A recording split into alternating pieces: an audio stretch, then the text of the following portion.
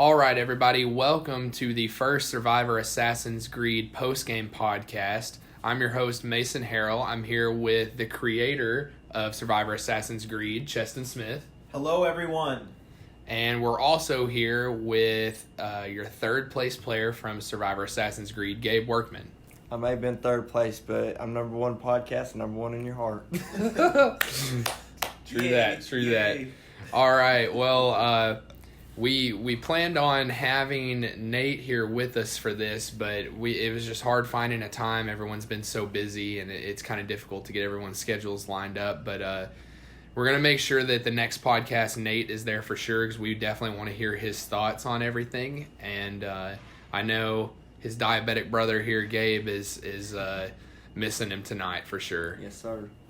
All right, so we'll start it off, and I guess, Gabe, what are your, you've had a lot of time since the game to think about everything, and I mean, what are some of the major takeaways that, you left the game with, whether that be about your own game, other people's, or just about how everything was played out? What's been going through your head since then? Well, honestly, you got to keep people close in alliance, but I think I let someone get in too close, not naming any names, and when you let someone get too close and you trust them too much, that's when you have a downfall. And I've been studying a lot of film since then, seeing how other professional Survivor players do it and how they don't let people get near as close as I do. It is rough. Sometimes you just never know until it's too late, until that knife is there. Yeah. And will this affect how you play again, if you ever get to play again? Do you think you should get to play again? I feel like I should get to play again. I mean, I played a good game. There is some things I'd change about my game. I'm not going to say what it is because I don't want to spoil it if I do get to play again. But, I mean, it's definitely changed my perception on Survivor. Well, you were a pleasure to watch. It was a good time watching you play your game, and I think that the consensus is you did very well, especially for your first time playing. And so I don't know how much I would change on your behalf, because you definitely did something right.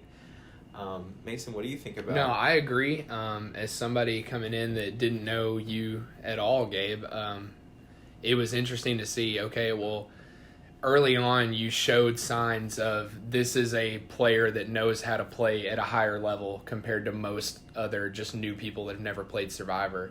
They're typically playing at this very basic level of they don't know exactly what's going on, but they're just going to vote out who they want to vote out. And it was clear that you actually had strategy, and that you were using that to your advantage. So I had a lot of fun watching you too.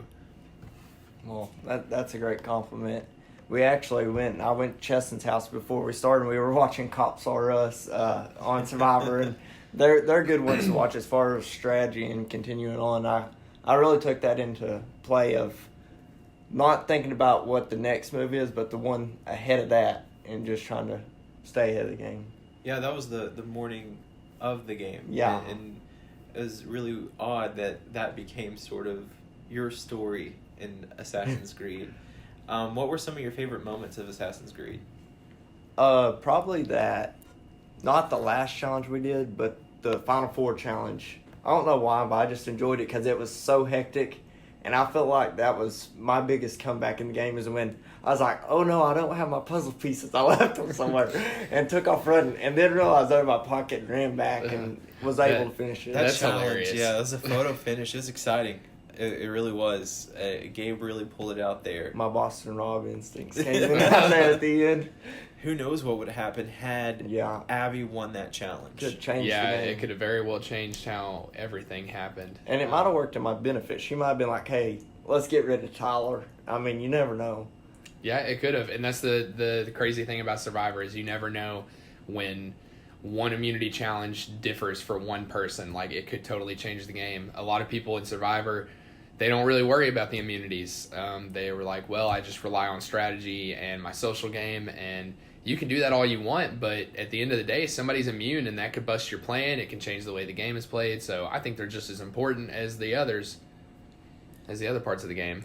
Were there any players that surprised you or that you were impressed with in any sort of manner? scared me and impressed me. Allie really, she played a strong game. And, the one thing that worried me most about her, even though she was playing a strong game and seemed to be my biggest ally, is after we merged and went to Cheston's house, I seen her talking to Ronnie, and she didn't ever really come talk to me till right before the vote. And I was like, this is not good. Ronnie's controlling the game. So I was like, she said, we got to get rid of Tyler. I was like, that don't feel right. They've made a decision without me. But she really was a strong player as far as challenges and, strategy of thinking ahead.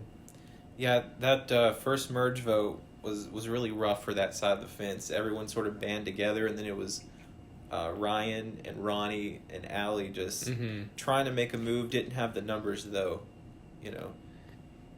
Yeah, I think they felt like they were in a spot in the game where they were comfortable, and they didn't realize that everyone else had kind of not necessarily ganged up on them, but just made good alliances. And that they were conscious of what was happening in the game. And 3-star players. I mean, everybody's heard how well Ronnie played. Mayley said, as soon as we done the tribe swap, she's like, you need to watch out for Ronnie. I'm telling you, last year he went messed me over. I was like, at that point, I was like, all right, Ronnie, as soon as I get a chance. Yeah, and that was definitely part of her strategy, too. She wanted to throw people under the bus that she knew were going to be a threat later on, for sure.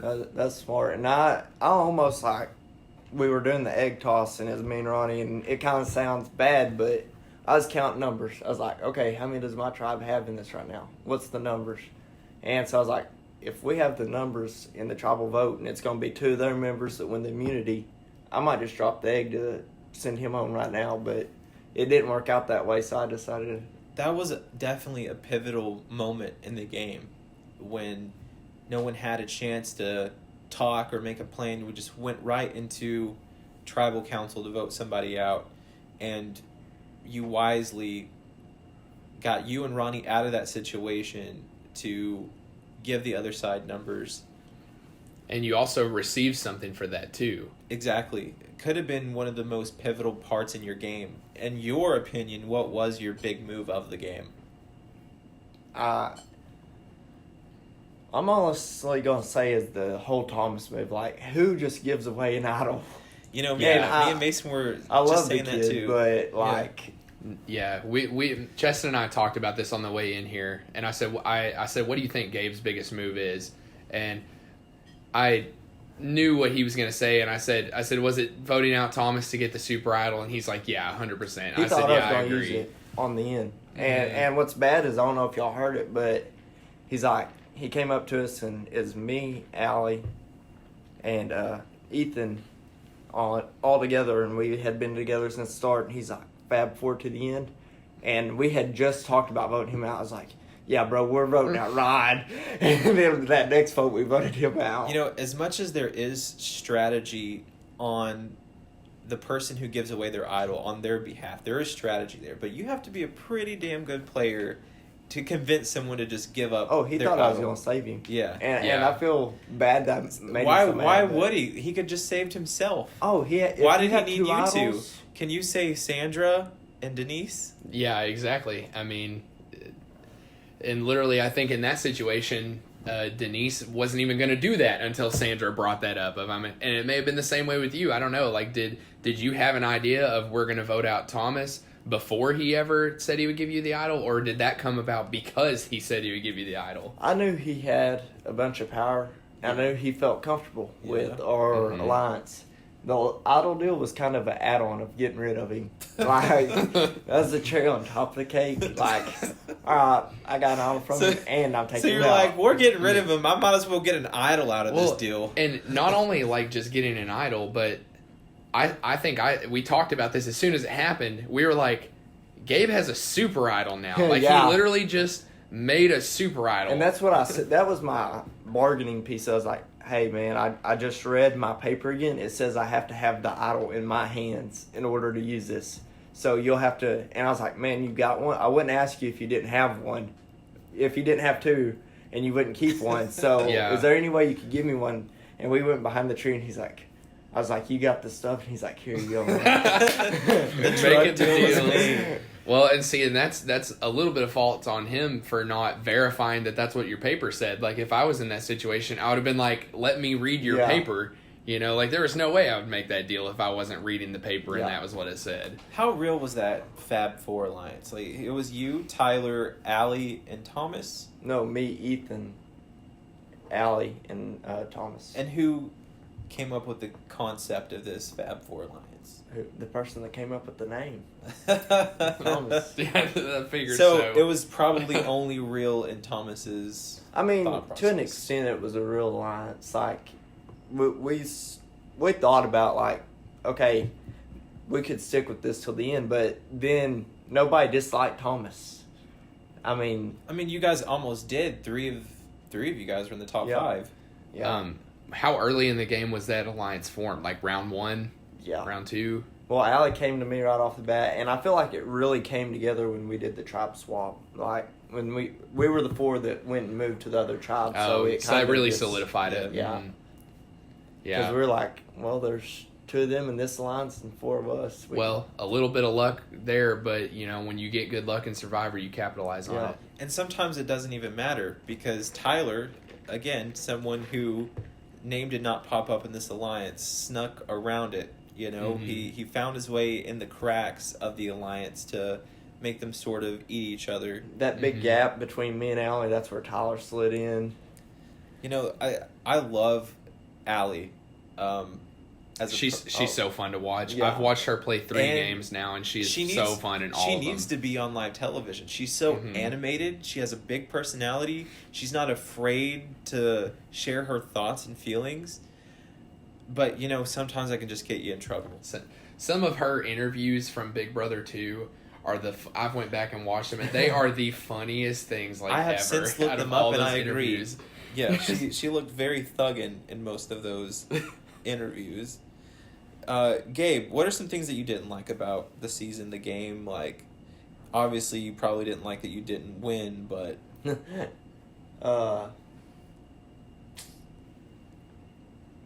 like, it's just weird it being all so thrown, like, all at one time. Like, there's not a lot of time y'all try and give us as much time as you can, and it seems like it's dragging out, but you need that time. I wasn't in the tribal councils when we had 2 separate tribes, but it seems like, oh my gosh, this is going forever, but I agree that there needs to be that time to talk. It's so important. Yeah, everyone always thinks they're taking so long until they have to go to tribal, and then they realize, you know what, like, 20 minutes ain't enough, you know, a lot of times. And the thing that I think is really different, I've never played the actual Survivor, obviously, but, like, being able to go do camp chores, I feel like would be such an advantage, because, like, you can mix it up and say you're going to do camp chores, and people will be like, okay, they're going to do camp chores. Not like where when we're doing it, they're like, yep, there's the lights. There's the lights. And, but there's nothing you can change about that. Who's looking for tokens together, right? You know, well, I guess if you're playing a good game, a stealthy game, you should be out looking for tokens with at least everyone once, so no one really knows or whatever. But that's the idea behind the tokens too, because like if there was nothing for you guys to do, then there would be no way to make your own alliances because you're all just right there. So. Which is how we got to where we were. The first 3 games of Survivor that we did in Durant was very bland in that aspect. The winning team just sat on a log and waited, and so it's about. Well, never mind. I ain't gonna go there. But I do want you to know that I knew where the first immunity owl was. I freaking did not search deep enough. I went and walked up to the TPs. I was like, "This has got to be something." But I agree with you. Time is so important. That's how plans are formed. But the real TV show Survivor, they get 3 days to come up with a plan, and sometimes that's not enough. No. You see it all the time on the TV show. How they're throwing names at a wall like up to the minute at tribal council, and then you see these live tribal councils where people are whispering in the middle of like. Sometimes 3 days isn't even enough, and you guys only get 20 minutes, and you just have to do what you can. And scrambling don't happen very often. Exactly. You know, we talked a little bit about your big move, getting that idol from Thomas in order to have the super idol, and then you did use the super idol later in the game to save Tyler when it was a tie vote between Tyler and Melissa. Why save Tyler on that vote? Why not have the vote go to a revote when you know everyone else is just going to vote out Melissa, then you get to keep your super idol going into the next round. Well, I thought that was the last round we could play them. So that went to my decision, is me not listening carefully enough. And I didn't want to. You told me, like, don't be the guy who goes home with idols in your pocket. And so in thinking that was the last round I could play them, I was like, well, also that'd be a semi-big move, you know, saving someone I thought was a really close alliance member and keeping myself in the numbers. You know, I think that you might be right in you might not could have used your super advantage in the next round, but you could have used the idol for sure. The advantage, I think, expired at 6 and the idol at 5. And it's possible it may have both been at 5, but for sure the idol was at 5. We'd have to go back and look at how we wrote super. I think we did write super so that it could be used as a super idol at 5. Yeah. But for sure, guaranteed, you could have used the idol.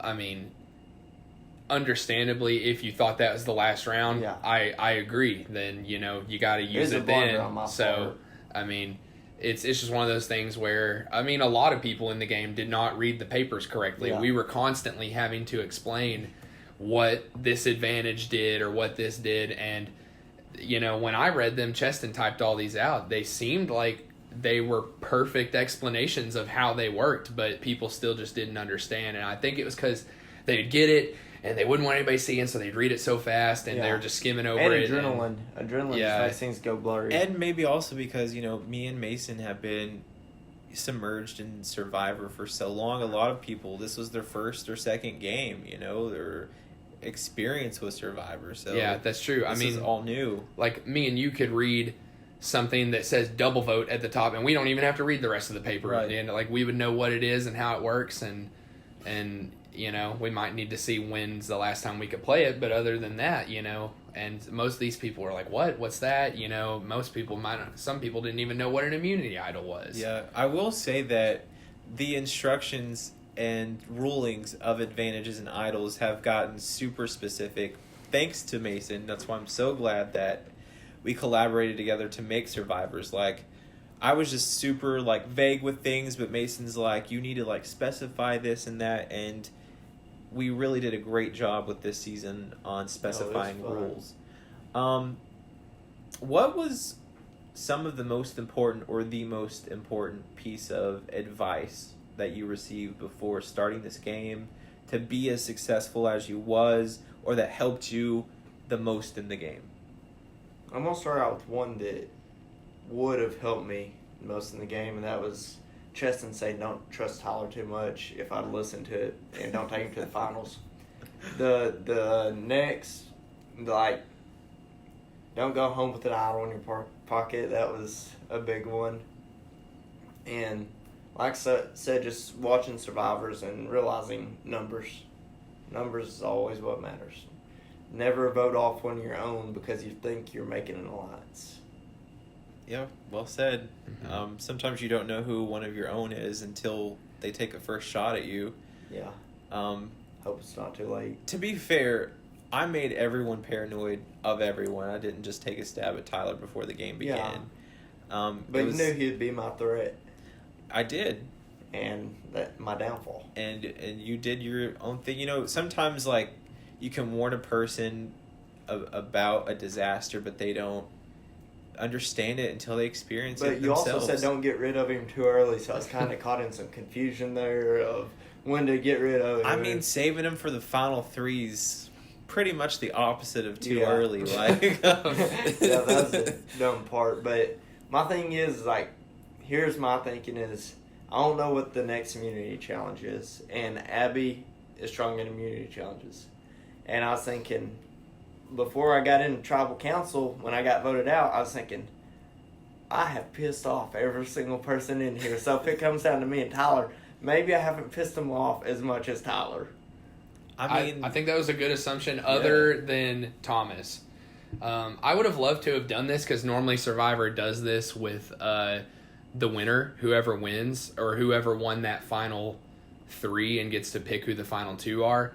They'll say, okay, had you made the other choice, Gabe, you're now in the final two. Ethan, you're now on the jury. And they say who would have voted for Gabe and who would have voted, and everyone raises their hand. I genuinely think it would have been pretty much did that. I mean, it would have been a 6-1 vote Yeah. for you to win. I think Thomas would have been the only person that didn't vote for you, and he was just he was butthurt about how you got him And out. by the way, that was we really talked it. tonight and everything was cool, so I'm glad that seemed down. I don't like having That's awesome. people mad at me. Mm-hmm. Yeah, I mean, it's a game about deception and manipulation, and it's so hard to not get your feelings involved, but you just have to leave them on the doormat and just say, Yeah. I've signed up to play a game that involves this sort of strategy. I have to use that, and that's what my opponent's using, and just not get butthurt about it.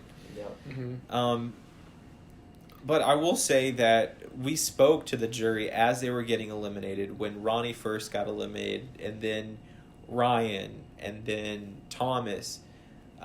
People were saying Gabe's in control. Gabe is the man to beat right now. Gabe is playing the best game. Gabe is the one that's impressing me the most. Mm-hmm. Thomas, like we said, was the only one at the time that was. And I think Allie was a close second. Yeah, It that seemed had like some- a lot of people had some were negative impressed by feelings. Allie too. But Thomas was the only one at the time that had some negative feelings towards you. Other than that, everyone was just super impressed with you. And like he said, they were also super impressed with Allie. What was it about you that just made everybody this super fan of Gabe? The accent. That's it. It's the JT. I believe it. Yeah, the JT I mean, draw is like what I when, call it. And I when went he and watched when that. when he showed up and started talking, I was like, this is JT made over into like a Durant, Oklahoma Survivor player. And now that you've gotten to watch season 18 and you've seen JT win, And 20. what are That's don't what I'm watch. afraid of. What are His some- game is not good in Yeah, 20. that was bad. What are some similarities that you and JT have that makes a winning game? Honestly, I think when people hear an accent like this, they're like, okay, this person's honest. I can trust them. And Can they? don't overuse your trust. Like, don't lie so much that people can't trust you. We were talking about season 20. That's when JT just went to lying like crazy, and his Yeah. accent didn't mean a thing after that. Yep. But And giving idols to Russell Hanson yeah, that packages was with completely stupid. But I just didn't go out and lie a ton. Like I said, one of the only times I literally lied was to Thomas. That was one of the only times. And then, like, even Melissa, we went and I think it was, what vote was that? The Ryan vote. Melissa's like, am I safe? And I was like, yeah, you're good. You're good. I got you. And we voted out Ryan.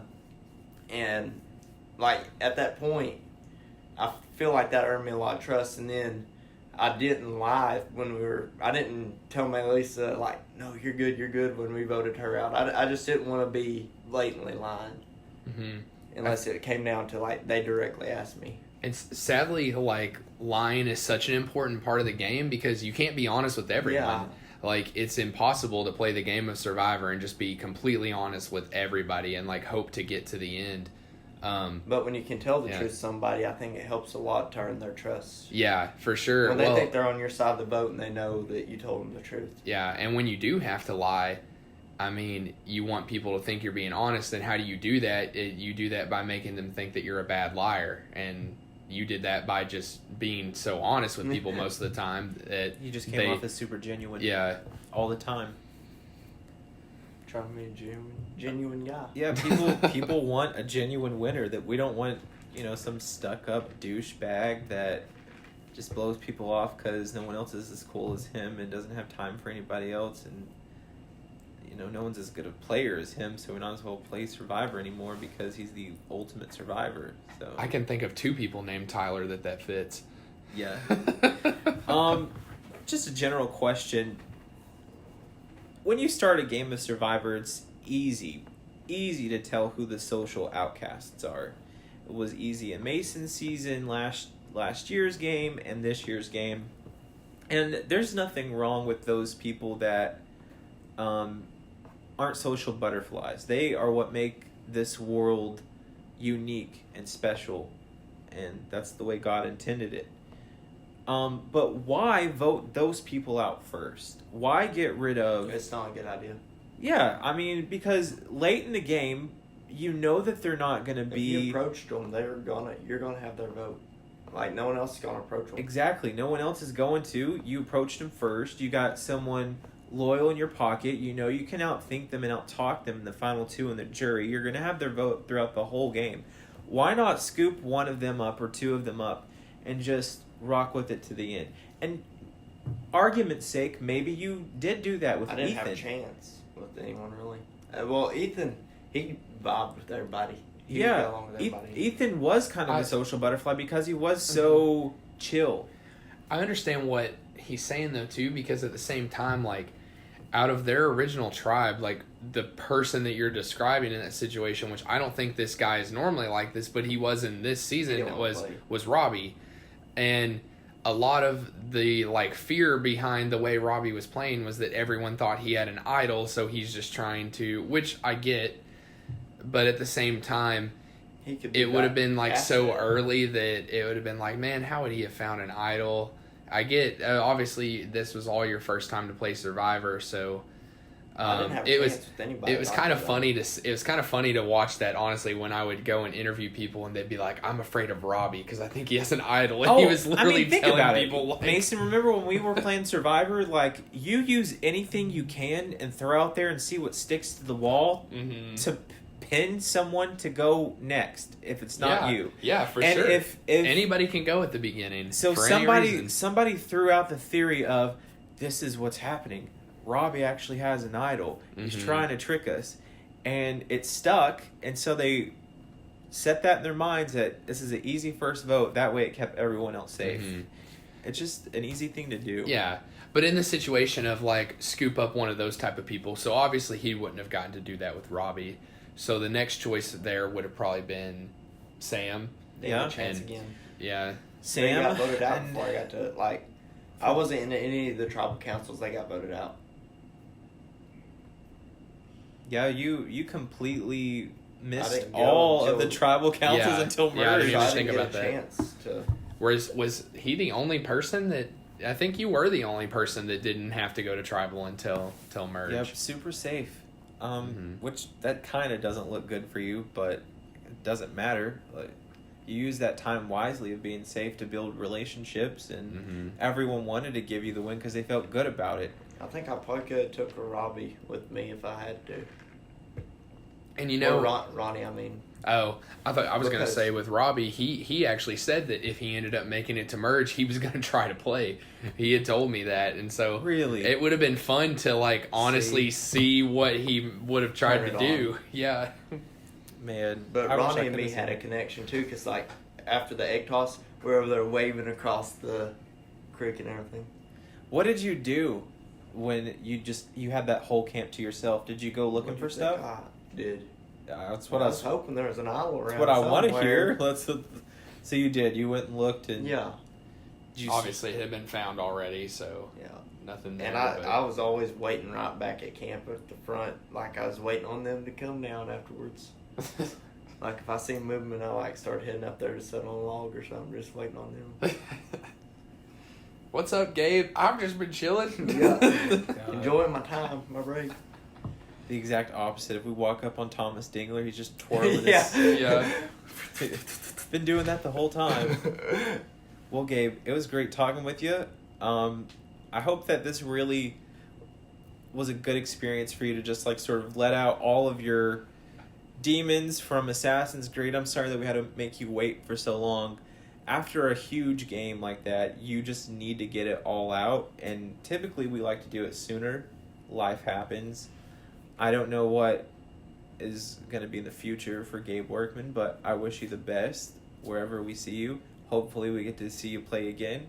So yeah, do you have any closing thoughts? Y'all catch me at the All-Stars somehow. Some way. I'll be there. All right, Tyler, if you drop out of All-Stars, I'll give your spot to Gabe. I don't think that he's going to willingly do that. That's not what I want. That's not what he... that's not what he wants. You want to be there with him or against him? I guess the world may never know. What happens. Gabe, you're not about... Okay. Did we just get on public record that Gabe Workman's going to work with Tyler again in All-Stars and get backstabbed again in All-Stars?